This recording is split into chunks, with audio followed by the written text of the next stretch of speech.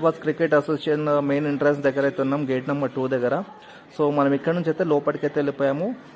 So ఇది లోపల inside వచ్చేసి గ్రౌండ్, మ్యాచ్, క్రౌడ్ చూస్తుంటే చాలా అంటే చాలా ఎగ్జైటింగ్ ఉంది. సో మీరు కూడా డెఫినెట్గా విజిట్ చేస్తారని చెప్పేసి అనుకుంటున్నాను ఐపీఎల్ మ్యాచెస్లో.